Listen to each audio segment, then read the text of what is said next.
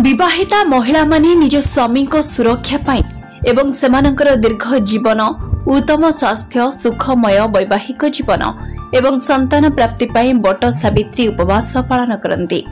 सही समय रे एही उपवास पालन करुथिबा महिला माने 16 साजसज्जा करिबा परे बट गछ को पूजा करती एवं बाउंस पंखारु वायु पाती। ए विषय पुण्यार पंडित मनोजपाल झा कहती जे बट सावित्री व्रत दिन विवाहिता महिला माने बट गछ को पूजा करती। पौराणिक विश्वास अनुसार एही व्रत सावित्री एवं सत्यवान कहानी सह जड़ित। एही दिन सती सावित्री जमराजंक सम्मुखरे तांकर पत्नीत्वर प्रमाण देथिले एवं एथिरे खुशी होई जमराज तांको स्वामी सत्यवान को जीवन देथिले।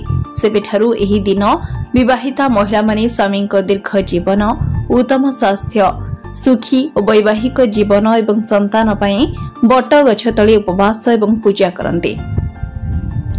एही दिन महिला माने उपवास रखती एवं नूतन पोशाक पिंधि एक बाउंस टोकेई रे पूजा सामग्री एवं ऋतुकालीन फल सह बट गछ तळे जाती।